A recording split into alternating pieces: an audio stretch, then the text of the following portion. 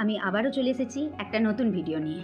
বাচ্চা পড়াশোনা করছে না, এই কমপ্লেন বোধহয় মানে সব মায়েরই।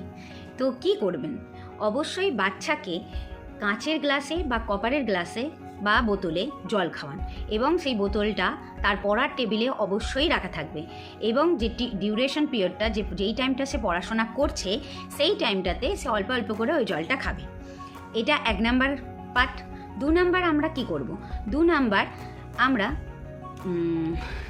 পারদ শিবলিঙ্গে দূর্বা অর্পণ করাবো ওই বাচ্চাটির হাত দিয়ে। সেটা 5টা দূর্বা হতে পারে, সেটা 7টা দূর্বা হতে পারে। নমঃ শিবায় বলে দূর্বাটা অর্পণ করবে। এবং যাদের পারদ শিবলিঙ্গ থাকবে না তারা কি করবে?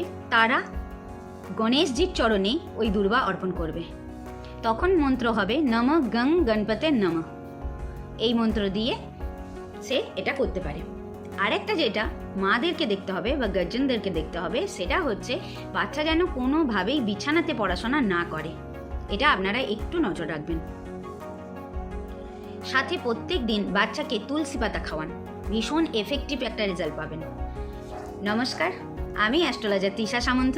আপনাদের এরকম ভিডিও কেমন লাগছে অবশ্যই আমাকে কমেন্টসে জানাবেন। ভালো লাগলে আমার চ্যানেলটাকে সাবস্ক্রাইব করে নেবেন, যাতে আপনাদের এরকম ধরনের ভিডিও পেতে কোনো রকম অসুবিধা না হয়।